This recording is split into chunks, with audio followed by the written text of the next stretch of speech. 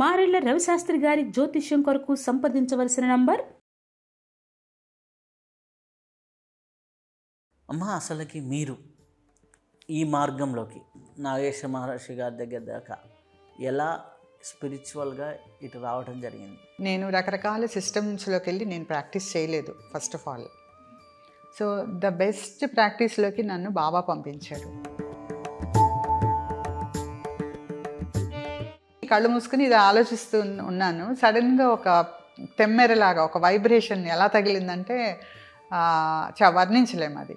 So కళ్ళు తెరిచి చూసేసరికి స్వామీజీ కూర్చొని ఉన్నారు, వేదాద్రి మహర్షి గారు, తెల్లటి బట్టల్లో, తెల్లటి నవ్వుతో. ఈ నెగిటివ్ ఎనర్జీ మనకు రాకుండా మనం ఎట్లా కవచంలాగా రక్షణ వేసుకోవాలి? కుండల్ని రేస్ చేసుకుని సాధన చేసే వాళ్ళకి, తురియ ధ్యానం స్పెషలీ చేసే వాళ్ళకి ఎటువంటి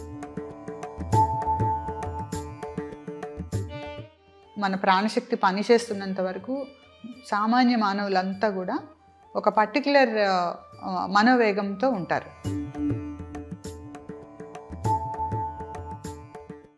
పూర్వంలో తపస్సులు చేసే యోగులు మనకి పాత చరిత్రలు చదివితే తెలుస్తుంది. శ్మశానాలకు వెళ్ళి శవాన్ని ఎవరు చూడకుండా పక్కకు తీసుకెళ్ళి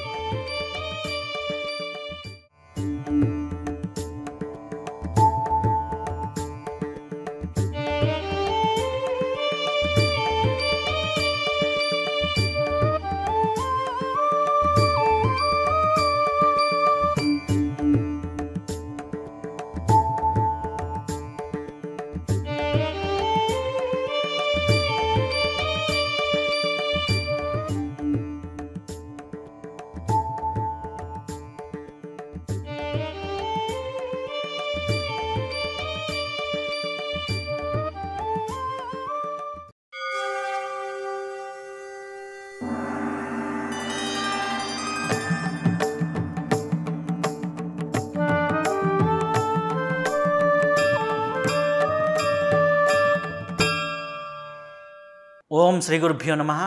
నిరవి టీవీ ప్రేక్షకులందరికీ నమస్కారం. మనం ఎందరో మహానుభావులతో సజ్జన సాంగత్యం చేస్తూ ఉంటాం. ఈరోజు మన అదృష్టం సుధామయ్య అమ్మగారితో మనం ఉన్నాం. వారు శివసిద్ధి కుండలిని యోగా వేదాద్రి మహాముని గారి దగ్గర నుంచి, నాగేశ్వర మహర్షి గారి దగ్గర నుంచి ప్రసాదించబడినటువంటి మహాయోగాన్ని ప్రపంచానికి అందిస్తూ ఉన్నారు. వారితో సజ్జన సాంగత్యం చేసే భాగ్యం మనకిప్పుడు కలిగింది. నమస్కారం అమ్మ. నమస్కారం అండి. సుఖినో భవంతు. అమ్మ, అసలుకి మీరు ఈ మార్గంలోకి నాగేశ్వర మహర్షి గారి దగ్గర దాకా ఎలా స్పిరిచువల్గా ఇటు రావడం జరిగింది? మీరు మెడికల్ ప్రొఫెషన్లో ఉన్నారు, గైనిక్ డాక్టర్గా. అక్కడి నుంచి ఎట్లా ఇక్కడికి క్వైట్ ఆపోజిట్ ఫీల్డ్స్ రెండు. ఎందుకంటే డాక్టర్స్ కొద్దిగా ఆధ్యాత్మికతని తక్కువ నమ్ముతుంటారు. కాబట్టి అక్కడి నుంచి ఇక్కడికి ఎట్లా మీరు రావడం జరిగింది స్పిరిచువాలిటీలోకి? చిన్నతనం నుంచి మోక్షం కావాలి అనే కోరిక ఉండేది. ఆ కోరికే నన్ను ఇక్కడి దాకా లాక్కొచ్చిందేమో అనుకుంటాను. ఎందుకంటే చిన్న వయసులో పిల్లలు కనుక ఏది కోరుకుంటే అది జరుగుతుంది, స్వచ్ఛంగా ఉంటారు. సో అదే రకంగా నాకు అంత చిన్న వయసులో, అంటే 8-9 సంవత్సరాలు అప్పుడు మా అమ్మగారు రామాయణం చదివించారు. 3 సార్లు వరుసగా చదవడం జరిగింది. బహుశా అందులోని జస్ట్ మైండ్లో ప్రింట్ అయిందేమో, దానివల్లే అయి ఉండొచ్చు, పునాది పడింది అనుకుంటాను మోక్షం కావాలి అని. సో అక్కడి నుంచి ఏ గుడికి వెళ్ళినా సరే ఇతరత్ర ఏమీ అడిగేదాన్ని కాదు దేవుణ్ణి. నాకు ఇది కావాలి, అది కావాలని అడగటం ఎప్పుడూ లేదు. ఎంత కష్టం ఉన్నా సరే నాకు ఇది కావాలి అని అడిగేదాన్ని కాదు, మోక్షం కావాలని అడిగేదాన్ని. నిజంగా చెప్పాలంటే చిన్న వయసులో మోక్షం అంటే అవగాహన ఏం లేదు, కానీ మోక్షం కావాలి, అది విశ్వశాంతి ఏర్పడాలనే కోరిక. సో ఈ విశ్వశాంతి అనేది నేను చిన్నప్పటి నుంచి గుడిలో అడుగుతున్నాను దేవుణ్ణి. కానీ వేదాద్రి మహర్షి గారి దగ్గరికి వెళ్ళిన తర్వాత విశ్వశాంతి అనే పదానికి అర్థం కానీ, అది వారి ఆశయం, విశ్వశాంతి ఏర్పడాలి, ప్రపంచ శాంతి కలగాలని ఆయన తపస్సులు చేశారు. మానవాళికి అందరికీ కూడా ఈ అద్భుతమైన సులభతర కుండలిని యోగాన్ని ఆయనే అందజేశారు రూపొందించి. సో అది దాని దాకా వెళ్ళగలిగాం. విషయం ఏంటంటే కాస్త ఆధ్యాత్మికమైన మైండ్ ఉన్న వాళ్ళకి, ఆధ్యాత్మికం అంటే మళ్ళీ మీరు పూజలు హోమాలు జపాలు చేసే వాళ్ళుగా అనుకోవద్దు. ఆధ్యాత్మికత అంటే మన యోగపరమైనటువంటి యోగపరంగా భగవంతుడు అంటే అనుసంధానం చేయగలగటం. ఆల్ పర్వేడింగ్ గాడ్ భగవంతుడు అంటే ఆమ్ని ప్రెజెంట్, ఆమ్నిపోటెంట్, ఆమ్నిసియంట్ అంటే సర్వశక్తివంతుడు, సర్వవ్యాపకుడు, సర్వాంతర్యామి, సర్వజ్ఞుడు అయిన భగవంతుడి గురించి మనం ఆలోచించితే అది ఆధ్యాత్మికత. సో ఆ రకంగా ఆలోచించగలగడం నిజానికి డాక్టర్స్కి అవకాశం ఎక్కువ. కారణం ఏంటంటే బాడీని, డెడ్ బాడీని ముందు పెట్టుకుని ప్రతి అవయవాన్ని కట్ చేసి లోపలే ఉందని చూసే అవకాశం. పూర్వంలో వీళ్ళు తపస్సులు చేసే యోగులు మనకి పాత చరిత్రలు చదివితే తెలుస్తుంది. శ్మశానాలకు వెళ్ళి శవాన్ని ఎవరు చూడకుండా పక్కకు తీసుకెళ్ళి కట్ చేసి చూసేవారు లోపల ఏముందా అని. అలా కాకుండా మనకి అవకాశం డాక్టర్స్కి. సో బాడీ అంతా ఎంత అశాశ్వతం అనేది మాకంటే బాగా ఎవరికి అర్థం కాదు. ఆ బాడీ ముందు కూర్చున్నాక తోటి వాళ్ళు మగవాళ్ళ ఆడవాళ్ళ అనేది కూడా ఉండదు. దాదాపు ఫీలింగ్స్, ఎమోషన్స్ పోతాయి. ఆ శవం ముందు అన్ని దాదాపు సంవత్సరంన్నర పాటు వారంలో 5 రోజులు డిసెక్షన్ చేస్తూ ఉండేవాళ్ళం. ఆ టైంలో ఆ వైరాగ్యం అనేది అప్పుడే కలిగింది అనుకుంటా నాకు. తర్వాత క్రమంగా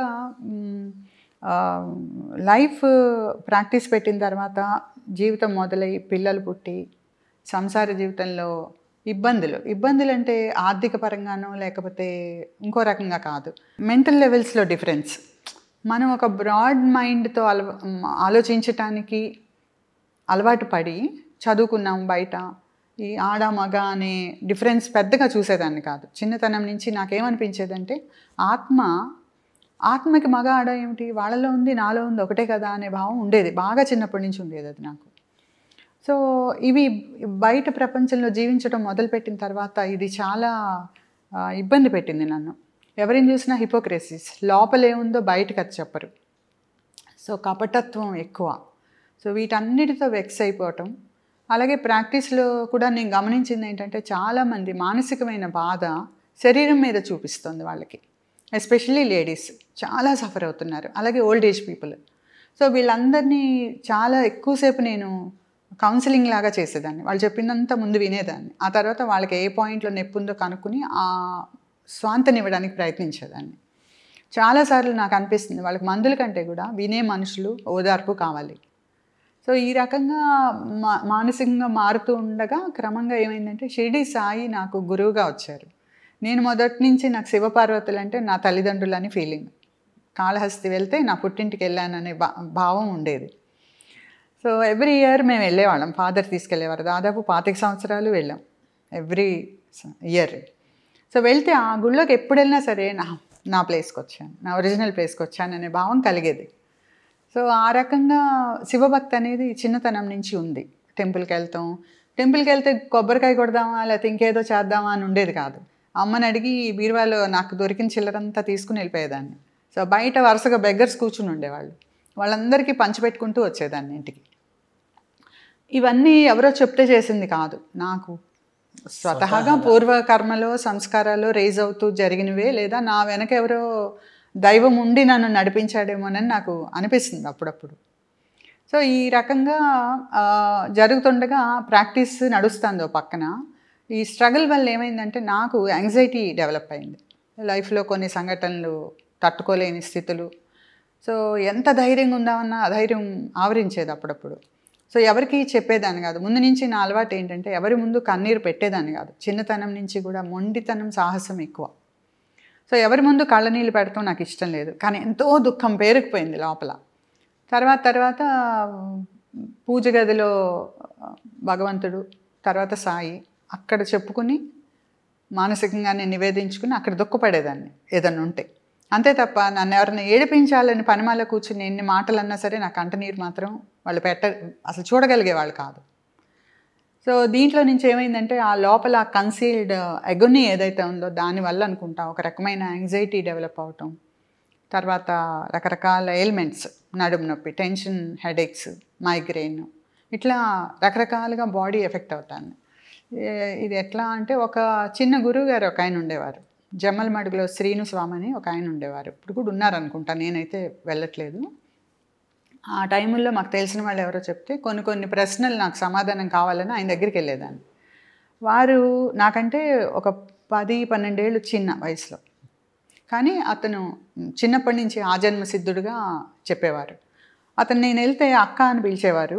నిన్ను నా రక్తబంధంలా చూసుకుంటానంటూ ఇలా నా సహస్రారం మీద చెయ్యి పెట్టి 30 గంట కూర్చునేవారు. అలాగా బయట అందరూ తిట్టేవారు నన్ను బయటకు వెళ్ళాక, నువ్వు వెళ్తే ఇంతసేపు పడుతుందని. అట్లా ఆ తర్వాత క్రమంగా ఆయన ఏదో 1-2 చిన్న మంత్రం లాంటిది ఇస్తే చేశాను, కానీ బెటర్ అవట్లా లైఫ్. తర్వాత ఏమైందంటే సడన్గా సాయి ఎంటర్ అయ్యారు. ఆల్ ఆఫ్ ఎ సడన్ నేను ఎప్పుడు సాయిబాబా అంటే నాకు తెలియదు. అమర్ అక్బర్ యాంథోనీ అనే సినిమాలో సాయిబాబా గుడి చూపిస్తారు. ఆయన దయ వల్ల ఆవిడకి కళ్ళు వస్తాయి, ఒక ఆవిడకి. అదొక సినిమా అంతే. మేము అంతకంటే నాకు అసలు సాయి అంటే తెలియదు అప్పటికి. అందరూ ఏదో వెళ్తున్నారు. అయితే సడన్గా ఆయనంతటా ఆయనే నా లైఫ్లోకి చొరబడి నన్ను, నా సోల్ని హిట్టుకోవారు. అంటే కొన్ని సంఘటనలు జరిగినాయిలేండి, ఇంకా చాలా విస్తారం అయిపోతుంది అదంతా చెప్తే. సో ఆయన లోపల నుంచి నా ప్రతి మాటకి సమాధానం చెప్పటం, దేని గురించి అయినా అనుకోగానే దాని గురించి ఆయన చెప్పటం, దర్శనం నిరంతరం. నా ఆజ్ఞాచక్రంలో ఆయన మనకి ఒక డైమండ్ బ్లూ షేడ్లో ఎట్లా మెరుస్తుంది, ఆ రకమైన డైమండ్ కట్ చేసినట్టుగా సాయి విగ్రహం ఇక్కడ మెరుస్తూ ఉండేది. కళ్ళు మూసుకున్నా తెరిచినా ఇలా చూస్తుంటే కూడా కనపడేవారు, ఎక్కడ చూసినా సాయి. సో అట్లా కొన్ని సంవత్సరాలు గడిచింది. ఈ గడవడంలో ఆయన నాకు భావాతీత ధ్యానం నేర్చుకోమన్న మెసేజ్ ఒకటి అందింది. సో భావాతీత ధ్యానం అంటే పక్కన మా ఇంటికి 4 ఇళ్ళ అవతల మన మహేష్ యోగి గారిది ఉంది ట్రాన్సెండెంటల్ మెడిటేషన్, భావాతీత ధ్యాన కేంద్రం అని ఉండేది. సో అక్కడికి వెళ్ళాను. అక్కడికి వెళ్ళిన తర్వాత అక్కడ ఉండే మాస్టర్ నాకు సాయి చరిత్ర ఇచ్చారు, సచ్చరిత్ర చదవమని. సో చదువుతూ ఉండగానే గాయత్రి పరివార్ వాళ్ళు ఒక దగ్గర తేలప్రోల్లో గాయత్రి మందిరంలో వాళ్ళు యజ్ఞం చేస్తూ పిలిచారు రమ్మని, దీక్ష కూడా తీసుకోవచ్చని. వెళ్ళాను. వెళ్ళినప్పుడు అక్కడ ఒక అలౌకికమైన అనుభూతి కలిగింది. ఎట్లా అంటే యజ్ఞకుండాల ముందు 5-6 చొప్పున కూర్చున్నారు, అనేక యజ్ఞకుండాలు ఉన్నాయి. సో అప్పుడు సడన్గా మొదలు పెట్టడానికి ముందు ఏమైందంటే నా లోపల నుంచి, మరి సూక్ష్మ శరీరమే అనాలేమో, అది ఒక 30 అడుగులు పైకి, ఆ టెంపుల్ గోపురం ఉన్నంత లెవెల్కి పైకి పెరిగి నేను చూస్తున్నాను. అందరూ నాకు కింద చిన్నగా కనిపిస్తున్నారు. మన మేడ మీద నుంచి కింద కూర్చున్న వాళ్ళని చూస్తే ఎలాగుంటారో అలాగా చూస్తూ నేనే అనుకుంటున్నాను, వీళ్ళంతా నా వాళ్ళే, వీళ్ళ బాగు మంచి చెడు అంతా చూడాల్సింది నేనే అని అనుకున్నాను. ఆ తర్వాత ఫ్యూ మినిట్స్లో మళ్ళీ నార్మల్కి వచ్చేసాను. దీక్ష తీసుకున్నాను, శ్రద్ధగానే చేస్తాను, ఎక్కువ అనుకోలేదు. వాళ్ళు 4 సార్లు మినిమం చేయండి అన్నారు. ఆ 4 కొన్నిసార్లు ఎప్పుడన్నా 24 చేసేదాన్ని, కానీ ఎక్కువ 4 సార్లే చేసుకునేదాన్ని రోజు. టైం కుదిరేది కాదు. తర్వాత కొంతకాలానికి నాకు గాయత్రి సహస్రం చేద్దాం అనిపించింది. పూర్తి చేసేసరికి నాకు విపరీతంగా తల బరువెక్కిపోయి నొప్పి, ఒళ్ళంతా కూడా భారంగా అయిపోయి పడిపోయాను. ఎంతసేపు ఉన్నానో అలాగా. తర్వాత నెమ్మదిగా లేచి మళ్ళీ మామూలుగా వచ్చేసాను. ఇది అయినాక మళ్ళీ ఒక 2-3 వారాల తర్వాత మళ్ళీ చేద్దాం అనిపించి మళ్ళీ చేశాను. ఈసారి 600 బోసా చేసి ఉంటాను. మళ్ళీ అలాగే పడిపోయాను, ఇంకా మళ్ళీ చేయలేదు. అక్కడి నుంచి ఏం జరిగేదంటే నా కుండల్ని రైజ్ అయిపోయి బాడీలో నా బలహీనతలు ఎక్కడెక్కడ ఉన్నాయో, నడుము దగ్గర కాసేపు, తల మీద కాసేపు, మెడ దగ్గర కాసేపు, సర్వైకల్ స్పాండిలైటిస్ వచ్చింది అప్పటికే. సో మెడ దగ్గర కాసేపు, తర్వాత మోకాళ్ళు నొప్పి మొదలైంది అంతకుముందు. సో మోకాళ్ళ మీద కొంతసేపు, ఇట్లా బాడీ అంతా అలా తిరుగుతుంటే అసలు అదేంటి, నాకు యోగా అంటే తెలీదు, అప్పటికేమీ తెలీదు. ఏదో ట్రాన్సెండెంటల్ మెడిటేషన్ అని వెళ్ళాను, కానీ నాకు అందులో డెప్త్ కానీ ఏమీ తెలీదు. సో ఆ కుండలిని అంటే తెలియదు, వినలేదు ఎప్పుడు. సో ఇదేంటి, ఒక ఊరికి ఇమాజిన్ మై ప్లైట్. నాకు ఎంత కంగారుగా ఉండింది, ఏంటి ఇదంతా తిరుగుతుంది, బాడీ అంతా ఇలాగా రొటేషన్స్గా ఏం జరుగుతుంది నాలో, ఒక అయోమయ స్థితి, కన్ఫ్యూజన్. అక్కడి నుంచి మేము వాళ్ళకి చెప్తే, ఆ మాస్టర్ ట్రాన్సెండెంటల్ మెడిటేషన్లో చెప్తే, మీకు సిద్ధి సూత్రాలు ఇచ్చే టైం వచ్చిందండి, ఇస్తాము అన్నారు. ఎప్పుడు ఇస్తారంటే, ఇచ్చేసేయండి వెంటనే, నాకు ఇది ప్రాబ్లంగా ఉందని అడిగితే, ఆయన ఢిల్లీ నుంచి రావాలండి, ఫలానా రోజు వస్తారని చెప్పారు. నెల రోజులు ఎదురు చూసాను నేను. ఇలాగే ఎదురు చూసి ఒకరోజు ఫోన్ చేసి, ఆయన వచ్చారండి, మీరు రేపు పొద్దున్నే కొబ్బరికాయ తీసుకుని రండి అన్నారు. సరే అని రెడీ అవుతుంటే మళ్ళీ 1 గంట తర్వాత ఫోన్ చేసి, ఏమండి మహేష్ గారు స్విట్జర్లాండ్కి రమ్మని అర్జెంటుగా మెసేజ్ ఇచ్చారు, ఈయన వెళ్ళిపోతున్నారు రాత్రికి, మీకు రేపు అవ్వదు అన్నారు. నాకు ఏం చేయాలో అర్థం కాలేదు. సరే మా దగ్గర వైదేహి గారు అని చెప్పి మాతో పాటే మా కొలీగ్ ఇప్పుడంతా, అప్పుడు నా దగ్గర నర్సింగ్ హోమ్లో వర్క్ చేసేవారు, కొత్తగా చేరారు నా దగ్గర. ఆవిడేమన్నారంటే, నేను ఒక చోట నేర్చుకున్నానండి, అక్కడ మాస్టర్స్ మీకు బహుశా సొల్యూషన్ దొరకవచ్చు, వెళ్దామంటే నేను కొంచెం క్వశ్చన్ చేసా, అవుతుందా నిజంగా, వాళ్ళు ఎవరో ఏంటో అంటే ఏమవుతుందండి, అయితే సాల్వ్ అవుద్ది లేకపోతే అలాగే ఉంటుంది అంతే కదా, ట్రై చేద్దాం అన్నారు. అంటే సరే అని వెళ్ళాం. సో ఆ వెళ్ళినప్పుడు పొద్దున్నే వెళ్ళాము. వాళ్ళ ఆయనకి మామూలుగా ఫోన్ చేసి చెప్పారు ఆవిడ వెళ్ళాలనుకోగానే. వెళ్ళిన తర్వాత ఆయన చెప్తున్నారు, ఆయనకి పొద్దున్న సాయి దర్శనం ఇచ్చి ఇప్పుడు ఒక ఆవిడ వస్తే ఏం చేయాలనేది ఆయనకి ఇన్స్ట్రక్షన్ ఇచ్చినట్టుగా చెప్పారు. సో ధ్యానంలో కూర్చోబెట్టి జస్ట్ ఆజ్ఞాచక్రంలో ఇలాగ టచ్ చేశారు. ఆ మూమెంట్స్, ఎక్స్ట్రా మూమెంట్స్ అన్నీ తగ్గిపోయింది. సో ఒక నమ్మకం, సరైన చోటుకే వచ్చాము అనేసి. మరి బాబా ఉన్నారు నాతో పాటు. తర్వాత ఏమైందంటే కొద్ది రోజుల తర్వాత సరే శాంతి ధ్యానం కూడా అసలు రేజ్ అయిన కుండల్ని దిగట్లా, తలనొప్పి విపరీతంగా వస్తుంది. దానప్పుడు మళ్ళీ ఫోన్ చేసి ఆయన అడిగితే వారు ఏదో చిన్న చిన్న చిట్కాలు చెప్తే నాకు అదంతా కాదండి, ముందు నా తలలో బరువు దిగాలి, నేను అసలు లైట్ చూడలేకపోతున్నాను, ప్రాక్టీస్ ఉందో పక్కన, పిల్లలు, ఇంట్లో పనులు నాకు అవ్వట్లేదు, ఏదో ఒకటి చేయండి ఇప్పుడు అన్న ఫోన్లో హఠం వేసినట్టుగా. అతను ఏదో ఒక 2 నిమిషాలు ఆలోచించి బహుశా బాబా ఇన్స్ట్రక్షన్ అనుకుంటాను, ఫోన్లోనే నాకు శాంతి ధ్యానం ఇవ్వడం జరిగింది. ఇచ్చినాక తగ్గిపోయింది. తర్వాత సహస్రారంలో దీక్ష ఇవ్వడం కోసం ఒక వేరే చోటకి రమ్మన్నారు. సో మేము అక్కడికి వెళ్ళినప్పుడు ఏమైందంటే ఒక పక్కన కిందన కల్కి భగవాన్ అని ఆయన అదేదో కాంగ్రిగేషన్ జరుగుతుంది. ఏంటి అని చూడబోతే లోపల నుంచి బాబా ఎటు చూడబాకు పైకి వెళ్ళన్నారు. లోపల నుంచి మెసేజెస్ వచ్చేవి బాబా నుంచి. సరే పైకి వెళ్ళాము, ఆయన సహస్ర దీక్ష ఇచ్చారు. దాని తర్వాత అప్పుడప్పుడు వెళ్ళి నేర్చుకోవటము, క్లాసెస్ చేయటం ఇవన్నీ జరిగినాయండి. ఇది ఏ ఇయర్ అమ్మా?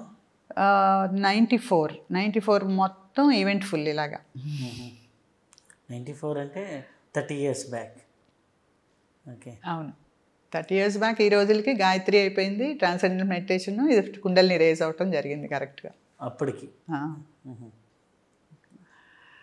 అలా వెళ్ళింది ఎవరి దగ్గరికమ్మా? వేదాద్రి మహర్షి గారి సెంటర్కి.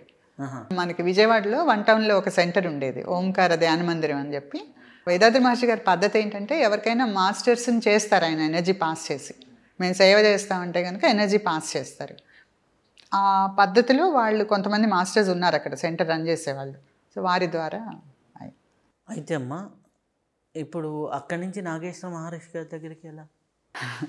వాస్తవం చెప్పాలంటే నాగేశ్వర మహర్షి గారు మేము చేరిన ఒక 3-4 రోజుల తర్వాత చేరారు దాంట్లో. అయితే ఆయన ఆజన్మ సిద్ధుడు అనుకోండి, ఏవో చిన్న చిన్నవి ఉండి అప్పటిదాకా లౌకికమైన జీవితంలో ఉన్నారు.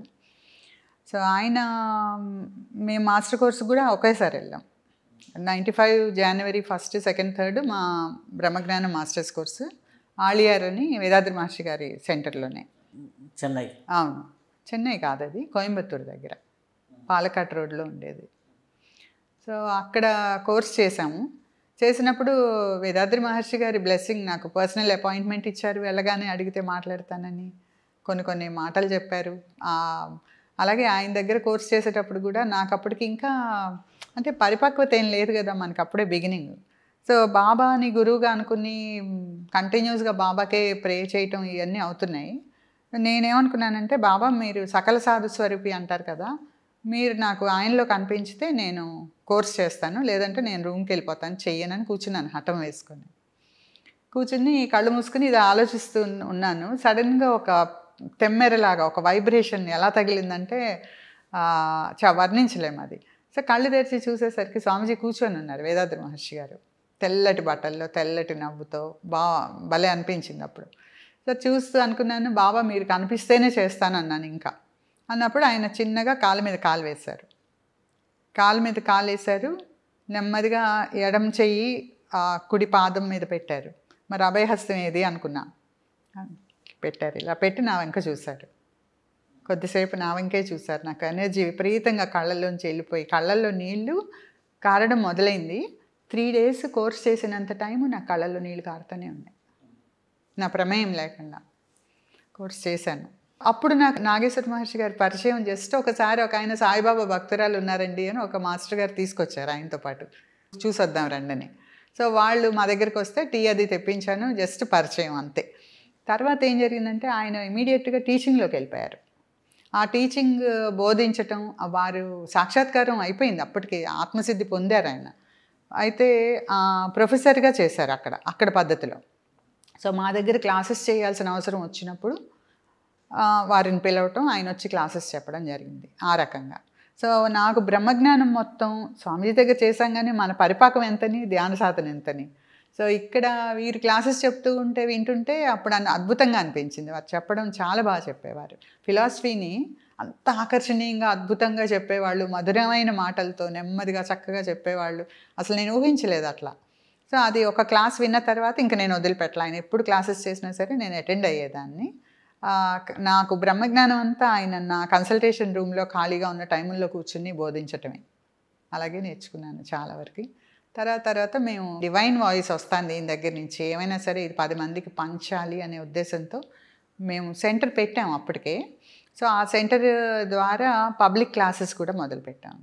దాదాపు ఒక 8 ఏళ్ళు అనుకుంటా బాగా తిరిగి ప్రచారం చేసాం ఏపీ అంతటా. రకరకాల ప్లేసెస్కి వెళ్ళిపోయేవాళ్ళం. ఒక గురువుగారు, నేను, ఇంకొక 2 నలుగురు వెళ్ళిపోయేవాళ్ళం. అప్పట్లో ఏంటంటే పద్ధతి, వేదాద్రి మహర్షి గారి పద్ధతిలో మూలాధారం నుంచి టచ్తో పైకి రేస్ చేయాలి. క్రమంగా ఎట్లా వచ్చిందంటే రోజుకు 50-60 మందికి అలా ఇస్తుంటే మాకు ఏజ్ పెరిగిన కొద్దీ కొంచెం ఇబ్బంది అవుతాను. గురువుగారు ఏం చేశారంటే ఇంకా చక్షు దీక్ష ఫిక్స్ అయిపోయారు. అందరికీ ఆయనే దీక్ష ఇచ్చేస్తారు, మేమల్లా వెళ్ళి టచ్ చేయటం మాత్రం చేసేవాళ్ళు. అది కూడా మనకి అనుభవం ఇవ్వడం కోసం ఆయన ఉపయోగించుకునేవారు మమ్మల్ని, మాస్టర్స్ని. ఆయన సంకల్ప మాత్రంతోనే ఎవరికైనా రేజ్ అయిపోయేది. ఎందుకంటే ప్రాక్టికల్ అనుభవం నాకుంది కదా. అదే మేము ఒకసారి రాజమండ్రిలో ఇంట్రడక్షన్ చెప్తా అంటేనండి 300 మంది వచ్చారు. 300 మందికి తుర్యావస్థలో పెట్టి ఆయన ఇంట్రొడక్షన్ చెప్పారు. ఎవరు వచ్చినా వాళ్ళకి అది రేజ్ అయిపోతుంది ఆటోమేటిక్గా. వాళ్ళకి తెలుసుకోవచ్చు, తెలుసుకోలేకపోవచ్చు. అయితే అమ్మా, ఇప్పుడు మీరు కుండల్ని అనే పదం చెప్పారు. కుండల్నీని మీరు యాజ్ ఏ డాక్టర్గా ఉన్నారు కాబట్టి సైంటిఫికల్గా ఎలా చెప్తారు, కుండల్నీని మెడికల్గా ఎలా చెప్తారు, స్పిరిచువల్గా ఎలా చెప్తారు? ఈ రెండింటిని బ్యాలెన్స్ చేస్తూ జనాలకు అర్థమయ్యేలాగా చెప్తారా? మెడికల్ డాక్టర్ ఏం చెప్తాడంటే, బతుకున్నామంటే మనలో కదలికలు ఉన్నాయి, యాక్టివ్గా ఉన్నాము. చనిపోయినప్పుడు మరణం ఎట్లా డిక్లేర్ చేస్తారు? వాళ్ళు పల్స్ చూస్తారు, నాడి కొట్టుకోట్ల, హృదయ స్పందన లేదు. ప్యూపిల్ చూస్తారు, ప్యూపిల్ డైలేట్ అయిపోయి ఉండిపోతుంది. లోపల మనకి ఐరిస్ ఉంది కదా, దాని లోపల ఒక రౌండ్ ఖాళీ ఉంటుందిగా, అది అలాగా డైలేట్ అయి ఉండిపోతుంది. అప్పుడు డెత్ డిక్లేర్ చేస్తారు. అంతవరకే తెలుసు. ప్రాణం ఏంటి, ఎక్కడి నుంచి వెళ్ళింది, ఎలా ఉంది అనేది అవగాహన లేదు ఎవరికి. కారణం ఏంటంటే ఇవి మైక్రోస్కోప్కి, ఎలక్ట్రాన్ మైక్రోస్కోప్కి అందేది కాదు. సో ఇక్కడ వచ్చేసరికి వేదాద్రి మహర్షి గారు ప్రత్యేకంగా వివరించింది ఏంటంటే, ప్రాణశక్తి పరమాణువులు ఎలా ఉన్నాయి మన లోపల, బయట. సో సృష్టి ఆవిర్భావం ఎలా జరిగింది, రకరకాల కాన్సెప్ట్స్ ఉన్నాయి. వేదాద్రి మహర్షి గారు ఏం చెప్తారంటే, దైవం తనకి తానుగా శక్తి పరమాణువులుగా పరిణమించి ఆ శక్తి పరమాణువుల యొక్క రకరకాల మేళవింపులతోటి పంచభూతాలుగా మారి, పంచభూతాలే పంచీకరణ చెందినందువల్ల ప్రపంచం ఫామ్ అయింది. ఈ ప్రపంచంలో జీవం పుట్టి, ఇది కూడా పరిణామ క్రమంలోనే జరుగుతూ వచ్చింది. నిర్జీవం నుంచే జీవం వచ్చింది. ఆ జీవం వచ్చి ఫస్ట్ వృక్షజాతులు, ఆ తర్వాత మనకి క్రిమి కీటకాలు, దాని తర్వాత మత్స్యజాతులన్నీ వచ్చినాయి, నీళ్ళల్లో మాత్రమే తిరిగేవి. దాని తర్వాత ఉభయచరాలు వచ్చినాయి, ఆ తర్వాత నేల మీద పాకే జీవులు వచ్చినాయి, దాని తర్వాత పక్షి జాతులు వచ్చినాయి, తర్వాత 4 కాళ్ళ మీద తిరిగే సాధు జంతువులు, క్రూర జంతువులు అన్నీ కూడా వచ్చినాయి. వాటి నుంచి ఒక 2 రకాల జంతువుల యొక్క ఆకస్మిక కలయిక వల్ల ఆది మానవుడు వచ్చాడు.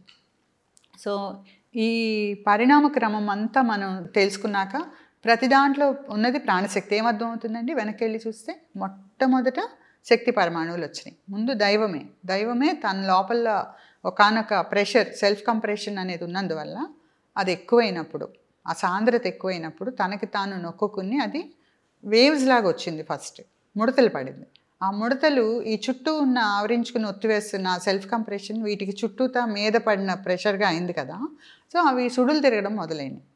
సో అవన్నీ కూడా దివ్య ధూళి రేణువులు అన్నారు. ఫస్ట్ అత్యంత సూక్ష్మమైన శకలాలు, ధూళి శకలాలు.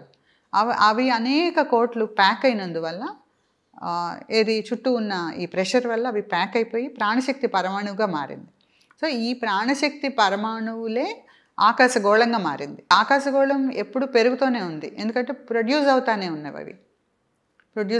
ఉన్నాయి. దాంట్లో నుంచే వాయువు వచ్చింది, దాంట్లో నుంచే అగ్ని, దాంట్లో నుంచే జలము, భూమి, మొత్తం పంచభూతాలన్నీ ఆవిర్భవించినాయి. ఆ తర్వాత మనకి గ్రహాలు వచ్చినాయి. ఆ సూర్యుడి నుంచి విసిరి కొట్టబడ్డవి చల్లబడి వచ్చినాయి గ్రహాలు అని అంటారు కదా ఇప్పుడు మనకి. అట్లా దీని మీద ఒక వాతావరణ పరిస్థితులు అనుకూలించినప్పుడు భూమి మీద జీవం పుట్టింది. సో ఇంకా వేరే కూడా ఉండొచ్చు, విశ్వాలు ఉండొచ్చు, భూములు ఉండొచ్చు, కానీ మన భూమి ఇలాగొచ్చింది. సో దీంట్లో మానవ ఆవిర్భావం తర్వాత కూడా అనేక వేల లక్షల తరాలు గడిచిపోయినాయి. ఇప్పటికి 50 కోట్ల సంవత్సరాలు అయింది మనిషి ఆవిర్భవించి. అప్పటి నుంచి కొన్ని లక్షల జన్మలు మనం తీసుకున్నాం. సో మన లోపల ఇదే ప్రాణశక్తి ఉంది. ఫస్ట్లో ఏదైతే చెప్పామో అదే ప్రాణశక్తి రకరకాల అనుభవాలు పొందుతూ ఇప్పుడు మనిషిగా మనం ఉన్నాం. అనేక వేల లక్షల మానవ జన్మలు కూడా దాటిపోయి ఉన్నాం. సో ఈ ప్రాణశక్తిని గుర్తించటానికి తగినవి ఇంకా కనిపెట్టలేదు సైంటిస్టులు కానీ డాక్టర్స్ కానీ. సో ఇది మహర్షులు అంతర్దర్శనం ద్వారా వివరించింది మనకి. దాన్ని కుండలిని అంటారా? ప్రాణశక్తే కుండలిని, లేదా కుండలిని శక్తిని మనం ప్రాణశక్తి అంటున్నాం, లైఫ్ ఫోర్స్. ఓకే. ఈ లైఫ్ ఫోర్సెస్ని మనం యూనివర్స్ నుంచి పొందుతూ ఉంటారు కొంతమంది. అంటే విశ్వశక్తి నుంచి లైఫ్ ఫోర్స్ని ఇంప్రూవ్ చేసుకోవటం ఉంటుంది. అదేలా ఆ విశ్వంలో ఉన్న శక్తిని రిసీవ్ చేసుకుంటూ కొంతమంది ఆ ధ్యాన వ్యవస్థలోకి వెళ్తూ ఉంటారు. దానివల్ల అంటే మామూలుగా మెడికల్గా చూసినప్పుడు ఏ ఆహారం తీసుకుంటేనో లేకపోతే ఏ మల్టీవిటమిన్స్ తీసుకుంటేనో బాడీ ఇదవుతుంది అంటారు.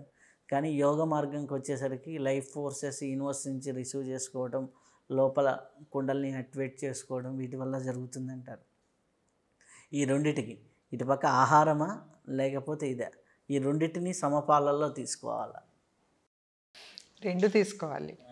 ఎందుకంటే మన గురుగారు ఏం చెప్తారంటే మనం ఆహారం సాలిడ్గా తీసుకుంటాం, భోజనం ఇది ఒక్కటి మాత్రమే కాకుండా, అంటే ఇప్పుడు పంచభూతాల్లోంచి వచ్చినవి ఇవి, నీరు ఆహారం కావాలి మనకి. ఇవి కాకుండా భూమి ఉంది కదా, భూమి మధ్యలో మ్యాగ్మా ఉంది, రకరకాల ధాతువులు ఉన్నాయి. దాంట్లో నుంచి ఒక రేడియేషన్ బయటకు వస్తూ ఉంటుంది, మ్యాగ్నెటిక్ ఫీల్డ్ అన్నారు. ఇప్పుడు మనకు ఆరా అని చెప్తున్నారు కదండి. సో మన క్వాలిటీ బయటికి ఆరా లాగా బయటకు వస్తుంది, దాన్ని మన మ్యాగ్నెటిక్ ఫీల్డ్ అంటున్నారు గురుగారు. ఈ మ్యాగ్నెటిక్ ఫీల్డ్ అనేది ప్రతి వస్తువు నుంచి కూడా బయటకు వస్తుంది. అలాగే భూమి మీద నుంచి బయటకు వచ్చే రేడియేషన్ లేదంటే ఈ కిరణాలు కూడా మన శరీరం తీసుకుంటుంది, మనం నేల మీద నడిచేటప్పుడు కానీ అట్లా. అది కూడా ఆహారంలో భాగమే మనకి. ఇది కాకుండా మనకి గ్రహ నక్షత్రాదుల నుంచి రిలీజ్ అవుతున్న కిరణాలు కూడా మనం స్వీకరిస్తున్నాం. అందుకే మన వాళ్ళు ఏం చెప్పారంటే అస్తమానం ఆహారంతో ఫిల్ చేసి ఉంచకుండా వారానికి ఒకరోజు ఉపవాసం, 15 రోజులకి ఒకరోజు టోటల్ ఫాస్టింగ్, ఒక పూట వారానికి ఒకసారి ఒక పూట చేయటం, ఇలాంటివన్నీ మనకి చెప్పారు. ఇవన్నీ కూడా మనకి దానికోసమే. ఎప్పుడు ఆల్వేజ్ మనం సాలిడ్ ఫుడ్తో నింపేస్తూ ఉంటే బాడీ అది తీసుకోలేదు. సో ఇది ఖాళీగా ఉంచితే బయట నుంచి వచ్చేది మనం స్వీకరించగలుగుతాం. సో ఇది ఖాళీగా ఉంచితే బయట నుంచి స్వీకరించగలుగుతాం. అది ఎర్త్ నుంచా యూనివర్స్ నుంచా? ఎర్త్ నుంచి తీసుకుంటాము, యూనివర్స్ నుంచి, ఆ గ్రహ గోళాల నుంచి కూడా తీసుకుంటాము. మీరన్న విశ్వశక్తి అనేది శక్తి అనే కంటే మ్యాగ్నెటిక్ ఫీల్డే వాళ్ళు తీసుకుంటారు. ఎనర్జీ పార్టికల్స్ మనం పుట్టినప్పుడు మనతో పాటు ఉన్నాయి, అవి మళ్ళీ పోయినప్పుడు బయటకు వెళ్ళిపోతుంది ప్రాణ శరీరం, అంతే. అది ఏది ఉందో అది. బట్ మీరు తీసుకుంటున్నాం అనుకునేదంతా కూడా యూనివర్సల్ మ్యాగ్నెటిక్ ఫీల్డ్ నుంచి. ఆ యూనివర్సల్ మ్యాగ్నెటిక్ ఫీల్డ్ నుంచి అందరూ ఎనర్జీ స్వీకరిస్తారా లేకపోతే సాధకులు మాత్రమే స్వీకరిస్తారా? తెలిసిన వాళ్ళు తీసుకుంటారు, లేదు మన వాళ్ళు పద్ధతి ప్రకారం కొంతమంది ఇప్పుడు పూజాధికాలు చేసేవాళ్ళు, కాసేపు ధ్యానం జపం లాంటివి చేసేవాళ్ళు కానీ మంత్రాలు చేసేవాళ్ళు ఉంటారు కదా, అట్లా కూడా కొంత మ్యాగ్నెటిక్ ఫీల్డ్ని ఆకర్షిస్తాయి కదా అవి. ఇప్పుడు మీరు ఓంకారం చేశారనుకోండి, మొత్తం వైబ్రేటివ్ ఫీల్డ్ అంతా చేంజ్ అయిపోతుంది మన చుట్టూతా ఉంది. ఆ మ్యాగ్నెటిక్ ఫీల్డ్ స్ట్రెంగ్తెన్ అవుతుంది మన చుట్టూతా, స్వీకరించటం ఉంటుంది. అయితే మనకి కొంత అంటే మ్యాగ్నెటిక్ ఫీల్డ్ అన్నప్పుడు ఒక ఎనర్జీ అన్నప్పుడు కొంత పాజిటివ్ ఎనర్జీ ఉంటుంది, కొంత నెగిటివ్ ఎనర్జీ ఉంటుంది. ఎనర్జీ అనేసేప్పుడు వచ్చేది ఆ ఎనర్జీస్ని ఏది పాజిటివ్ అనుకోవాలి, ఏది నెగిటివ్ అనుకోవాలి, ఈ నెగిటివ్ ఎనర్జీ మనకు రాకుండా మనం ఎట్లా కవచంలాగా రక్షణ వేసుకోవాలి? ఇప్పుడు నెగిటివ్ పాజిటివ్ అనేది సృష్టిలోనే ఉంది కదండి. ఇప్పుడు మ్యాటరు యాంటీ మ్యాటరు దాంట్లోనే ఉంది. మీ ఉద్దేశం ఒక వ్యక్తిలో ఉండే లక్షణాలు అనుకుంటే కనుక నెగిటివ్ పాజిటివ్ ఉంటాయి ఎవరిలో అయినా.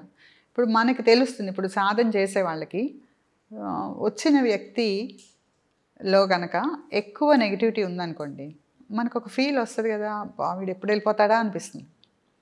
అదే మ్యాగ్నెటిక్ ఫీల్డ్ బలంగా పాజిటివ్గా ఉన్న వ్యక్తి మన దగ్గరికి వస్తే ఇంకాసేపు ఉంటే బాగుండు అనిపిస్తుంది. అదే మనకి ఇండికేషన్. సో నెగిటివిటీ ఎదుటి వాళ్ళది మనకి ఎఫెక్ట్ అవ్వకుండా ఉండాలి అంటే మన విధానంలో ఈ ధ్యానం కుండల్ని రేస్ చేసుకుని సాధన చేసే వాళ్ళకి, తురియ ధ్యానం స్పెషలీ చేసే వాళ్ళకి ఎటువంటి నెగిటివిటీ మనకు అంటదు. ఒకటి వాళ్ళ ఎఫెక్ట్ చేయదు. ఒకప్పుడు ఎఫెక్ట్ చేయొచ్చు. దానికి కానీ మనం ఏం చేస్తాం అంటే రెగ్యులర్ మెడిటేషన్లోనే మనకి ఒక దివ్య రక్షణ కవచంలాగా మనం ప్రతిరోజు ఆవాహన చేసుకుంటాము. సో ఉదయం సాయంత్రం మనం ధ్యానం చేస్తాం కాబట్టి ధ్యానానికి ముందే ఇన్వొకేషన్ చేసి ఈ ప్లేస్ అంతా కూడా దైవశక్తితో నిండింది అని మనం ఒక సంకల్పం చేసుకొని ఆ శక్తి మన నిరంతరం సర్వకాల సర్వావస్థలయందు, సర్వ ప్రదేశములందు, సర్వకార్యములందు తోడు నీడగా, వెన్నుదన్నుగా, మార్గదర్శిగా ఉండి సదా మనలను రక్షించునుగాక. ఒకవేళ అట్లాంటిది అవసరమైతే కొంచెం స్ట్రాంగ్గా చేసుకోండి, 2-3 సార్లు చేసుకోండి. సో అది దానివల్ల మనకు ఖచ్చితంగా ఉంటుంది. ఇవి ఆధ్యాత్మిక సాధనలన్నీ కూడానండి నమ్మకం, విశ్వాసం మీద ఆధారపడింది, మూఢ విశ్వాసం మీద కాదు. కొంతమంది ఆ బిలీఫ్ సిస్టమ్ అంటున్నారు, ఈ మధ్య ఇంగ్లీష్ ఎక్కువైపోయింది కదా. బిలీఫ్ సిస్టమ్ కాదు, ఫెయిత్ లేకుండా మీకు ఏది రాదు. అమ్మ నన్ను ప్రేమిస్తుంది అనే నమ్మకం లేకపోతే ఎక్కడికి వెళ్తారు మీరు? అంతే కదా.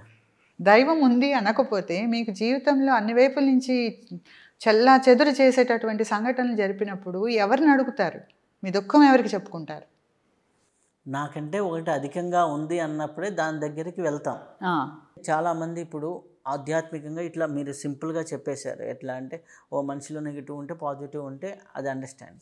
కొంతమంది ఉంటారు, అంటే నేను ఇప్పుడు ఇంటర్వ్యూస్ అవి చేస్తున్నప్పుడు తెలుసు, ఒకరు సాధనలో బాగా ఎదుగుతూ ఉంటారు, ఇంకొకరెవరో ఉంటారు నెగిటివ్గా చేసేవాళ్ళు, ఇట్లా మంత్రప్రయోగం చేసేవాళ్ళు. ఇట్లా అట్లాంటి వాళ్ళు వచ్చినప్పుడు వీళ్ళు బాగా ధ్యానంలో ఉన్నప్పుడు, మంచి స్థితిలో ఉన్నప్పుడు వాళ్ళని ఏదో టార్గెట్ చేసినప్పుడు అట్లాంటి నెగిటివ్ల నుంచి రక్షణ రావాలి అంటే ఏం చేయాలి?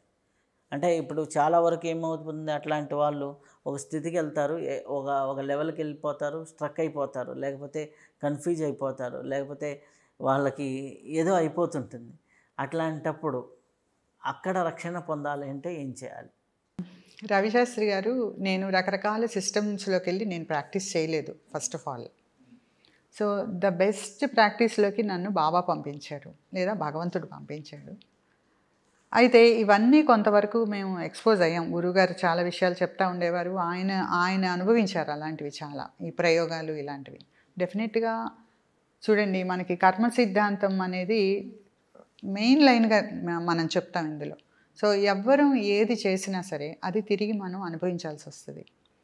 అటువంటప్పుడు అవతల వాళ్ళు నెగిటివ్ చేశారంటే అది వాళ్ళు పొందుతారు, అది వాళ్ళ విషయం.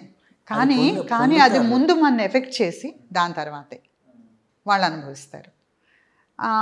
అందువల్ల అట్లాంటి వాతావరణం ఉన్నప్పుడు మనం ఆ రక్ష అనేది వదలకుండా చేసుకుంటూ ఉండడం, ప్రత్యేకించి వాళ్ళ నుండి కూడా రక్షణ కోరుకోవటం అనేది తప్పు కాదు.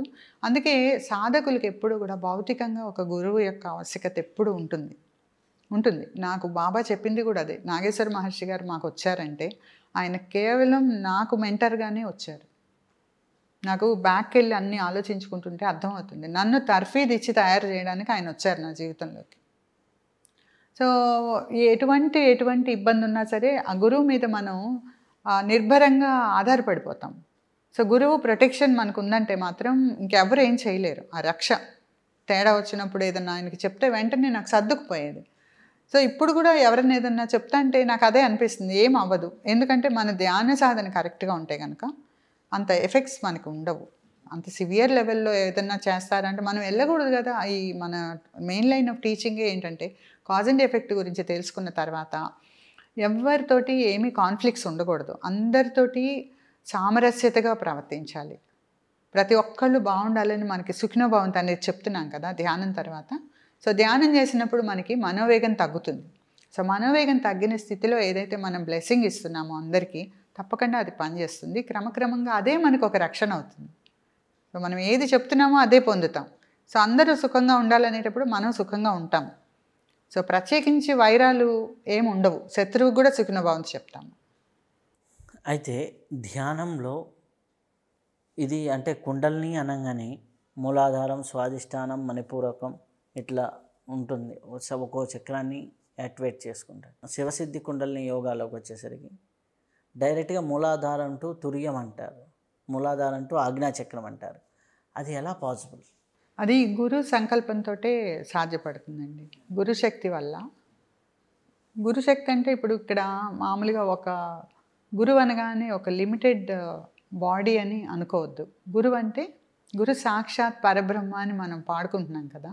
సో పరబ్రహ్మ స్థితి పొందినటువంటి గురువు. సో అటువంటి గురువు తన సంకల్పంతో తన శక్తిని వాళ్ళకి ప్రసారం చేసినందువల్ల ఇది సాధ్యపడుతుంది. అందువల్ల మూలాధారం నుంచి డైరెక్ట్గా ఆజ్ఞ చేశాక మరలా సహస్రారం.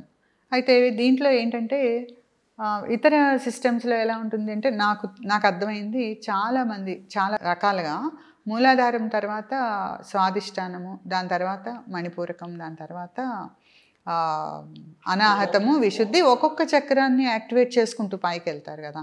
అందుకే చాలా ఎక్కువ టైం కూడా పడుతుంది వాళ్ళకి. ఒక్కొక్కసారి కంట్రోల్ కూడా ఉండదు. మూలాధారము, స్వాధిష్టానం ఏంటంటే మన ఇలా సర్క్యులేట్ అవుతున్న మన లైఫ్ ఫోర్స్కి కేంద్రం కూడా మూలాధారం. సో ఈ మూలాధారాన్ని కేంద్రంగా చేసుకుని మన ప్రాణశక్తి పనిచేస్తున్నంత వరకు సామాన్య మానవులంతా కూడా ఒక పర్టికులర్ మనోవేగంతో ఉంటారు. అది 14 to 40 cycles per second అన్నారు. ఇది మనకి డైరెక్ట్గా ఆజ్ఞాచక్రంలో మాత్రమే దీన్ని మనం ఇనిషియేషన్ ఇచ్చి దీక్ష ఇచ్చి యాక్టివేట్ చేసినందువల్ల ఆ ధ్యానం చేసినప్పుడు మన మనోవేగము 13 to 8 cycles మధ్యలోకి డ్రాప్ అయిపోతుంది. ఆల్ఫా వేవ్ లెంగ్త్ అన్నారు, డ్రాప్ అయిపోతుంది. తర్వాత సహస్రారంలో ధ్యానం చేసినప్పుడు ఇంకా తగ్గుతుంది. అది 7 to 4 cycles మధ్యలోకి డ్రాప్ డౌన్ అవుతుంది. సో అలా డ్రాప్ డౌన్ అయినప్పుడు మన మనసు ఒక ఆధ్యాత్మిక లక్షణం, ఉన్నత స్థాయి లక్షణాలకి అడాప్ట్ అవుతుంది. సో అప్పటి వరకు బయటికే ప్రసరిస్తోంది మనకి మనసు. ఈ మనస్సుకి మూలం ఏంటంటే ప్రాణశక్తే మళ్ళీ. సో ప్రాణశక్తి నుంచి రిలీజ్ అవుతున్న తరంగమే మనసుగా పనిచేస్తుంది. సో ఇప్పుడు మనం ఏం చేస్తున్నాం అంటే ఈ ప్రాణశక్తి కేంద్రాన్ని ఇక్కడికి మార్చి ఆ కేంద్రం ఇక్కడ ఉండి పనిచేస్తున్నప్పుడు ప్రాణశక్తి లోపలికి మన మైండ్ని పంపిస్తున్నాం. మనసు ఎప్పుడైతే ప్రాణశక్తిలో లుప్తం అయిపోతుందో అదే ధ్యానం, అదే లయ. ఆ లయ పొందాలి. ఎటువంటి భావాలు లేని స్థితి కలుగుతుంది చేయగా. సో అంటే ఇప్పుడు బహిర్ముఖం అవటం అన్నాం, మనసు అలా బయటికి సంచరిస్తున్నప్పుడు ఇంద్రియాల ద్వారా బయటికి వెళ్ళి మనకి ఇన్ఫర్మేషన్స్ తెస్తుంది. ఇప్పుడు ప్రాణశక్తిలోకి పంపినప్పుడు దాన్ని అంతర్ముఖం అవటం అన్నాం, ఇన్నర్ ట్రావెల్ అన్నాం. ఇప్పుడు మిగిలిన చక్రాలన్నీ టచ్ చేయకుండా ఉండటం అనేది ఇంపార్టెంట్. ఎందుకంటే స్వాధిష్టానం కనుక యాక్టివేట్ అయితే కనుక అది మన కర్మల కేంద్రము. సో లైఫ్ ఫోర్స్ అక్కడికి వెళ్ళినప్పుడు ఆయా అవయవాలు కూడా విపరీతంగా బలపడతాయి. స్వాధిష్టానం అంటే మన సెక్స్ ఆర్గాన్కి వెనక ఉంటుంది. సో దానివల్ల అప్పటి వరకు అంతర్లీనంగా ఎప్పటి నుంచో పడి ఉన్న అంతర్ముద్రలన్నీ అతడికి ఉద్దేశాలు లేకపోయినప్పటికీ అవి బలం పొందినందువల్ల ఒక్కొక్కసారి వాటికి లోబడిపోతాడు సాధకుడు. భ్రష్టు పట్టే అవకాశం ఎక్కువ. యోగ భ్రష్టత్వం అంటారు కదా, అది జరిగే అవకాశం ఎక్కువ. అందువల్ల అది టచ్ చేయొద్దు అన్నారు స్వామీజీ ముందే. ఇప్పుడు మనకి ఎప్పుడంటే 3వ కోర్సుకి 2 కోర్సులు తుర్యాతీత ధ్యానం కూడా అయిపోయిన తర్వాత 3వ కోర్సు చేసినప్పుడు షట్చక్రాలు ఓపెన్ చేస్తారు.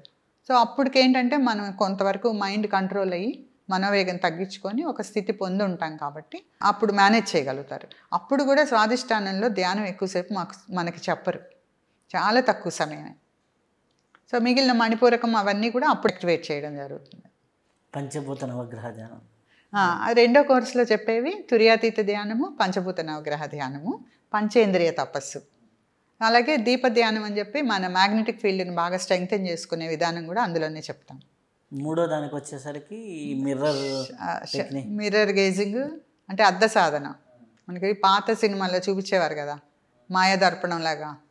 అట్లా అద్దంలో మనం చేసేటప్పుడు మ్యాగ్నెటిక్ ఫీల్డ్ బాగా పెరుగుతుంది. అండ్ అది డేంజరస్ కూడా. ఒకప్పుడు మనం మైండ్ కంట్రోల్ చేసుకోకుండా మీరు అద్దం ముందు ధ్యానం చేస్తే మీకు ఇరిటబిలిటీ అవన్నీ మన లోపల ఏ క్వాలిటీస్ ఉన్నాయో అవి ఎగ్జాజరేట్ అవుతాయి. మ్యాగ్నెటిక్ ఫీల్డ్ పెరిగితే ఇప్పుడు మీ దగ్గర ఒక బెలూన్ కొనుక్కొచ్చారు, వేలబడిపోయింది, చుక్కలు చుక్కలు ఉన్నాయి దాని మీద. మీరు దాన్ని ఊదారనుకోండి పెద్దగా ఇంత బంతుల్లాగా కనపడతాయి కదా, గోళీలంత సైజులో. అంత పిన్ పాయింటెడ్గా ఉన్నాయి, కాస్త గోళీలంత సైజు అయిపోయినాయి. చూస్తారుగా బెలూన్ మీద. సో అదే రకంగా మన మ్యాగ్నెటిక్ ఫీల్డ్ బాగా ఎగ్జాజరేట్ అయినప్పుడు, పెరిగినప్పుడు లోపల ఉన్న అంతర్ముద్రలు అలాగే అవి కూడా పెరుగుతాయి. పెరిగి వెంటనే మనకి అనుభవానికి వచ్చేస్తూ ఉంటాయి. అప్పుడు తట్టుకోవడం కష్టం. అందుకని చెకింగ్ లాగా అప్పుడప్పుడు మేము చేసుకుని ఇంకా ఇరిటబిలిటీ మన దగ్గర ఎంత ఉందనేది అర్థమైపోతుంది చేసినప్పుడు. కొన్నాళ్ళు ఆగి మళ్ళీ ఆ పర్టికులర్ క్వాలిటీ ఏదైతే ఇబ్బంది పెడుతుందో దాన్ని అదుపులో పెట్టుకున్నాక అప్పుడు మళ్ళీ అర్థం ముందుకెళ్ళేవాళ్ళం. సో అది 3వ కోర్సులోనే చెప్పేది. 3వ కోర్సులో ఇంకా ఏం చెప్తాంటే మనోన్మణి మీద ధ్యానం చెప్తాను. మనోన్మణి ధ్యానం. 4వ కోర్సు వచ్చేది ప్రణవం. ప్రణవ, ఓంకారము, పూర్ణత్వ తపస్సు 3వ కోర్సులో చెప్పేస్తాము. తర్వాత ఇంకొన్ని ఉన్నాయి. ఇంకా బ్రహ్మజ్ఞానం కోర్సులో ఇంకా కొంచెం ఇంకా తీవ్రమైనవి ఉంటాయి, విత్ ఎనర్జీ పాసింగ్స్ ఉంటాయండి. కావడి అని అవి చాలా పవర్ఫుల్. అయితే అమ్మా ఈ కోర్సులు మీ దగ్గర నేర్చుకోవాలంటే ఎలా సోర్స్? ప్రస్తుతానికి మేమే చెప్తున్నాం. ఇక్కడ ఆశ్రమంలో కోర్సులు కండక్ట్ చేస్తున్నాము. సో 3 days ఇక్కడ ఉండాల్సి వస్తుంది. సో బేసిక్ కోర్సు ఒకటి మాత్రం ఆన్లైన్లో చెప్తున్నాం. సో ఆన్లైన్లో ఒక 10 మందిలాగా ఉంటే కనుక మేము చెప్తున్నాం. ఎన్ని రోజులమ్మా అది? 7 రోజులు 2 గంటలు చెప్పుని చెప్తాం ఆన్లైన్ అయితే. ఇక్కడ వచ్చేసరికి 3 days. 3 days. 3 days complete workshop. Okay. ఇక్కడికి రావాలంటే సోర్స్ ఎట్లమ్మా? అంటే విజయవాడ నుంచి ఇట్లా? విజయవాడ నుంచి కరకట్ట మీద రావాలండి. అది మోపిదేవి, విజయవాడ నుంచి మోపిదేవి వెళ్ళే దారిలో ఉంటుంది మంది. విజయవాడ నుంచి సుమారుగా 50 కిలోమీటర్లు. అవనిగడ్డ ఎక్స్ప్రెస్ అని చెప్పి బస్ స్టాండ్లో ఆ బస్సు ఎక్కితే కనుక మన ఆశ్రమం గురించి చెప్తే పాప వినాశనం ఈ ఊరు. పాప వినాశనంలో యోగాశ్రమం అంటే మన దగ్గర రిక్వెస్ట్ బస్ స్టాప్ ఉందండి, అక్కడ ఆపుతారు. మన ఆశ్రమం ముందే ఆపుతారు. సాధన చేసుకుంటూ ముందుకు వెళ్ళే వాళ్ళకి ఈ తుర్యము తుర్యాతీత ధ్యానం చేస్తున్నప్పుడు అంటే సాధనలో ముందుకు వెళ్తున్నప్పుడు వాళ్ళు వచ్చేటటువంటి మార్పులు ఏంటి? ఆజ్ఞా తుర్య చేసేటప్పుడు మనకి కొంతవరకు అటాచ్మెంట్ తగ్గుతుంది. అటాచ్మెంట్ తగ్గుతుందంటే వైరాగ్యం వస్తుందని అనుకోవద్దు. అటాచ్మెంట్ తగ్గటం అంటే ఏంటంటే ఇప్పుడు చూడండి, అందరూ ఏదన్నా ఒకటి అంటుకుంటే పొసెసివ్నెస్ ఎక్కువైపోయింది ప్రతిదానికి. మనం ఒకటి చెయ్యాలి అనుకుంటే దాని ఫలితం విపరీతంగా ఆశిస్తాం. ఒకవేళ నెగిటివ్ అయితే కనుక తట్టుకోలేని డిప్రెషన్లోకి వెళ్ళిపోవటం ఇది ఎక్కువగా ఉంది. అలాగే వ్యక్తుల పట్ల, విషయాల పట్ల వాళ్ళు అలా ఉండాలి, ఇలా ఉన్నారేంటి. ఫ్రెండ్ ఉన్నారనుకోండి, మనం పూసేసుకుంటాం, వాడు పూసుకోవట్లేదని బాధపడుతూ ఉంటాం. అలాగే లైఫ్ పార్ట్నర్స్ ఉన్నారు, నేను ఇచ్చినంత ఇంపార్టెన్స్ వాళ్ళు నాకు ఇవ్వలేదని దుఃఖపడిపోతూ ఉంటారు. ఇట్లా ప్రతి ఒక్కళ్ళు కూడా ఎక్స్పెక్టేషన్ ఎక్కువ ఉన్నందువల్ల దాని నుంచి నిరాశ నిస్పృహలకి లోనైపోతున్నారు. అది తగ్గుతుంది. ఎవరితో ఎంతవరకు ఉండాలో అంతవరకే. మనకి ఇదంతా కూడానండి, మన జీవన యాత్ర అంతా కూడా ఏంటంటే సోల్ ట్రావెలే, ఆత్మ ప్రయాణం. ఎప్పుడో భగవంతుడి నుంచి డీవియేట్ అయ్యాం. అయినాక మొత్తం రాయి రప్ప చెట్టు చేమ జంతువులు అన్నీగా మారుతూ అనేక వేల లక్షల మానవ జన్మలు దాటుకుంటూ ఈరోజు ఇప్పుడు ఇలా ఉన్నాం మనం. ఎన్ని జన్మల్లో, గడిచిపోయిన ఎన్ని జన్మల్లో ఎంతమంది బంధువులు మనకి. సో కానీ ఈ జన్మలో మాత్రం మనకి ఎవరుంటే వాళ్ళతో విపరీతంగా అంటుకుపోతున్నాం. సో అది ఆ అటాచ్మెంట్ తగ్గటం అనేది మనకి ఓవర్వైజ్ అటాచ్మెంట్ తగ్గుతుందండి. కోపాలు రావటం ఇవన్నీ మనకు తెలుస్తుంది. ఇప్పుడు మీ కుండలిని రేజ్ అయినాక ఎలా ఉంటుందంటే, ఇప్పటి వరకు బాహిర్ముఖంగా ఉన్న మనసు నిరంతరం బయట అందరినీ చూస్తూ వాళ్ళు అలా ఉన్నారు, వీళ్ళు ఇలా ఉన్నారు, ఇలా చేస్తున్నారు అని క్రిటిసిజంకి అలవాటు పడ్డాం మనం. కానీ ఇప్పుడేమవుతుందంటే మీ లోపలికి మీరు చూసుకోవటం అనేది మొదలైంది. ఇన్నర్ ట్రావెల్, అంతర్ముఖం. మన అంతరంగం ఏంటో మనం చూడగలుగుతాం. చూసి ఇదివరకట్లాగే ఇప్పుడు కూడా వాళ్ళు ఇలాగా అని అనుకోగానే నాలో కూడా ఉన్నట్టుందే ఈ క్వాలిటీ అని అనిపించి మనం చెప్పే లెక్చర్స్ ఉంటాయండి ఇందులో. మన ఎమోషన్స్ అవి ఎలాగ చేయాలి విత్ లైవ్ ఎగ్జాంపుల్స్ చెప్తూ ఉంటాం. సో అవి గుర్తుకొస్తాయి. సో మనలో కూడా ఇది ఉంది, ఇది ఉండకూడదు అని చెప్పారు కదా అనేది అప్పుడు గుర్తుకొచ్చి నెమ్మదిగా ఆ క్వాలిటీస్ వద్దు వద్దు అని అనుకుంటుంటే క్రమంగా మార్పు వస్తుంది. సో డైరెక్ట్గా కోర్స్ అయ్యేలోపు చేంజ్ అయ్యి మేము చాలా హ్యాపీగా ఉన్నామండి, అంత ముందులాగా లేదు మైండ్, ఇప్పుడు చాలా ఫ్రీ ఆఫ్ మైండ్ ఉంది అని చెప్పేవాళ్ళు 6 రోజుల్లో 7 రోజుల్లో చెప్పేవాళ్ళు ఉన్నారు. సో ఇమీడియట్గా కూడా కొన్ని చేంజెస్ వస్తాయి. కానీ లాంగ్ రన్లో కూడా మీకు ప్రాబ్లమ్ సొల్యూషన్ కెపాసిటీ బాగా పెరుగుతుంది. బ్రెయిన్ సెల్స్ యాక్టివేట్ అయినందువల్ల తురియ ధ్యానంలో మీకు మెమరీ పవర్ విపరీతంగా పెరుగుతుంది. అంతకుముందు చదువుకునే పిల్లలకైతే అంతకుముందు 4-5 సార్లు 6 సార్లు చదివే పిల్లలకి 1-2 సార్లతో మెమరీ ఉంటుంది. అలాగే కేంద్రీకరించగలగటం, కాన్సన్ట్రేషన్. ఇప్పుడు పుస్తకం చదువుతూ సినిమా గుర్తు తెచ్చుకుంటాడు, సినిమా చూస్తూ అమ్మో పరీక్ష ఉందనుకుంటాడు, కన్ఫ్యూజన్. సో సో అవి ఉండవు. ఇంకా ఎప్పుడు ఏది చేస్తే దాని మీద మనసు లగ్నం అయిపోయేలాగా ఉంటుంది. అంటే వీటికి తోడు ఏంటంటే మన దగ్గర ఇంకా కాయసిద్ధి యోగా అనేది ఒకటి ఉంది. దానివల్ల ఉద్వరేతస్కత వల్ల కూడా ఈ చేంజెస్ ఇంకా ఇంటెన్స్గా వస్తాయి. పర్సనాలిటీ డెవలప్మెంట్ చాలా బాగుంటుంది. ఒక ధైర్యము, ఒక సాహసం పెరుగుతాయి మనిషిలో. ఒక ధీశక్తి అంటారు కదా, అది పెరుగుతుంది. సెల్ఫ్ కాన్ఫిడెన్స్ పెరుగుతుంది. సో అన్నిట్లో ఎఫిషియన్సీ పెరుగుతుంది. ఒక మాటలో చెప్పాలంటే మీ జీవితంలోని ప్రతి కోణంలో కూడా ఒక ఎన్రిచ్మెంట్ అనేది మీరు ఫీల్ అవ్వగలుగుతారు. ఫస్ట్ కోర్సులోనే కాయసిద్ధి ఉంటుంది. ఫస్ట్ కోర్సులోనే, రెండో రోజే నేర్పిస్తాము సో దట్ మిగిలిన ప్రాక్టీస్కి వీలుగా ఉంటుందని చెప్పి. అయితే అమ్మ, ఈ యొక్క ప్రస్తుత ప్రపంచంలో ఎక్కువ మందికి ఉన్నది యాంగ్జైటీ వల్ల ఆటోమేటిక్గా అన్నీ కూడా, అంటే యాంగ్జైటీ, లోన్లీనెస్ ఎక్కువ. నా దగ్గరికి ఆస్ట్రాలజీకి వచ్చే వాళ్ళలో కూడా ఎక్కువ నేను గమనిస్తుంది ఏంటంటే, ఒకటి యాంగ్జైటీ, ఆందోళన, అనుకున్నది అవ్వటం లేదనే బాధ, నన్ను పట్టించుకోవటం లేదనే తత్వం. ఇవి అంటే సహజంగా జరిగేటటువంటి, అంటే భౌతికంగా ఉన్న ఫైనాన్షియల్ ప్రాబ్లం, హెల్త్ ప్రాబ్లమ్స్ ఏమి ఉండవు. మానసికంగా ఎక్కువ ఆవేదన, మానసికంగా సంబంధించినటువంటి ఇది ఉంది. దానికి ధ్యానం ఎట్లా మనకి సొల్యూషన్ ఇస్తుంది? ఇక్కడ ధ్యానం చేస్తుంటే కొన్ని కర్మలు కరుగుతాయండి లయ పొందినప్పుడు. కానీ దానికంటే కూడా మనకి ముఖ్యంగా చెప్పేది టీచింగ్స్.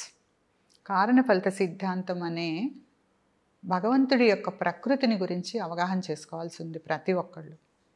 ఇప్పుడు చూడండి, ప్రాణశక్తి పరమాణువులు వచ్చిన తర్వాత వాటి నుంచి ఇప్పుడు అవి ఆత్మ ప్రదక్షిణలు చేస్తున్నాయి. కాంతి కంటే కొన్ని వందల రెట్ల వేగంతో ఆత్మ ప్రదక్షిణ చేస్తుంది ఒక లైఫ్ ఫోర్స్ పార్టికల్ మీరు తీసుకుంటే. అలా తిరిగే క్రమంలో దాంట్లో ఉన్న దివ్య ధూళి బయటికి వెదజల్లబడుతుంది విసిరికొట్టినట్లుగా. అదేమవుతుంది, ఆ వేగానికి విష్ణు చక్రం తిప్పారనుకోండి, చుట్టూతా స్పీడ్గా తిరుగుతున్నట్టు తెలుస్తుంది కదా, పళ్ళచక్రంలాగా. అదే రకంగా ఈ ప్రాణశక్తి పరమాణువు నుంచి సుడులు తిరుగుతున్న తరంగాల్లాగా అవి రిలీజ్ అవుతున్నాయి. తరంగంలాగా వస్తూ మళ్ళీ చుట్టూ ఉన్న డివైన్ స్పేస్లో అది మర్జ్ అయిపోతుంది. అప్పుడు అక్కడ మ్యాగ్నెటిజం అనేది ప్రొడ్యూస్ అవుతుంది, ఒక ఒత్తిడి. దీన్ని మన వాళ్ళు నాదం అనిను ఓంకారం అని చెప్పారు. ఇప్పుడు ఈ వేవ్స్ అన్నీ కూడా బయటికి రిలీజ్ అవుతున్నాయి. అయితే చుట్టూ ఉన్న శక్తితో మళ్ళీ నొక్కివేయబడుతూ ఉంటాయి. మనందరం కూడా ఒక్కొక్క మ్యాగ్నెటిక్ ఫీల్డ్ అనుకున్నాం. సో నా నుంచి ఏదైతే రిలీజ్ అవుతుందో ఒక ఆలోచన కానీ, మాట కానీ, పని కానీ నేను చేశాను. సో అదేమవుతుందంటే తరంగంలాగా బయటకు వస్తుంది. చిత్తవృత్తులు అన్నారు కదా, సో రౌండ్గా మొత్తం మండలాకారంగా వ్యాపిస్తుంది. ఆ వ్యాపించింది నేను ఎవరిని ఉద్దేశించానో వాళ్ళ మీద పనిచేస్తూ అక్కడి నుంచి కొంత నాకు రిఫ్లెక్ట్ అవుతుంది, ఇంకా కొంత రిఫ్రాక్ట్ అవుతుంది, ఇంకో పక్కకి ఇంకొంతమందిని ఎఫెక్ట్ చేస్తుంది ఆ ఫలితాలు. అలాగ వెళ్తూ ఆ డివైన్కి టచ్ అయినప్పుడు డివైన్ లోపలికి రానిదు దాన్ని. ఎందుకంటే ఆ కంప్రెషన్తో ఉంది, సెల్ఫ్ కంప్రెషన్తో ఉంది డివైన్. అప్పుడు అది ఈ ఆకాశగోళం మీద ఎలా పనిచేస్తుందంటే చుట్టూ ఆవరించుకుని ఒత్తివేస్తున్న శక్తిగా పనిచేస్తుంది.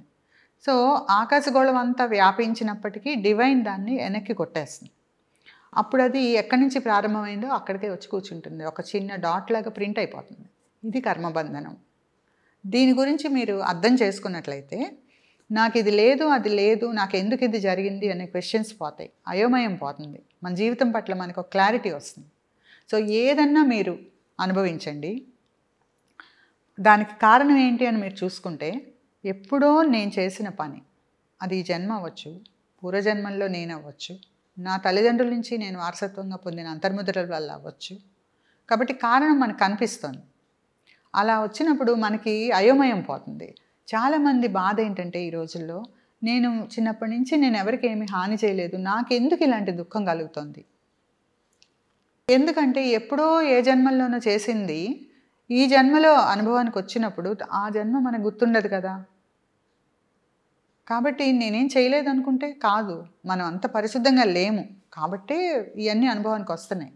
సో ఆ పరిశుద్ధత పొందడం కోసమే ఆధ్యాత్మిక సాధనలు. ఇప్పుడు లోపల ఉన్న ఆత్మ, ఆ పరమాత్మ ఒకటే ఈ లెక్కన కదా.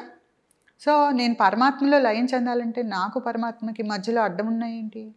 కేవలం కర్మబంధనాలు, నేను అనే అహంకారం, నా వ్యక్తిత్వం, నా అరిషడ్ వర్గాలకి సంబంధించిన కామక్రోధ లోభ మోహ మద మాత్సర్యాలకి సంబంధించిన అంతర్ముద్రలు, ప్రవర్తనలు, ఆలోచనలు, ఇవే నాకు దేవుడికి అడ్డం ఉంది. ఎప్పుడైతే నేను వాటిని పరిశుద్ధం చేసుకున్నానో భగవంతుడు నాలోకి దిగొస్తాడు, నేనే భగవంతుడిగా మారిపోతా. ఇక్కడ నేను వెళ్ళి ఎక్కడో ఏదో అయిపోయి మోక్షం పొందుతా అనేది కాదు. భగవంతుడే మనలోకి దిగి వస్తాడు. సో అది యోగాభ్యాసంలో ఫైనల్ గోల్ ఏంటంటే అదే, I should become that. Self realization అన్నా అదే, రియలైజేషన్ ఆఫ్ ట్రూత్ అన్నా అదే, మోక్షము, ముక్తి, సాల్వేషన్ అన్నీ కూడా అదే చెప్పేది. So purify your self so that you become that. Thank you అమ్మ, చాలా అద్భుతమైన విషయాలు మాతో పంచుకున్నందుకు చాలా చాలా కృతజ్ఞతలు. మళ్ళీ మరొక విశేషమైనటువంటి సబ్జెక్ట్తో కలుసుకుందాం. అంతవరకు సెలవు. సుఖినో భవంతు. ఇప్పటి వరకు అద్భుతమైన జ్ఞానాన్ని మనం తీసుకున్నాం. మరొకసారి మరొక అద్భుతమైనటువంటి జ్ఞానంతో కలుసుకుందాం. అంతవరకు సెలవు. నమస్కారం.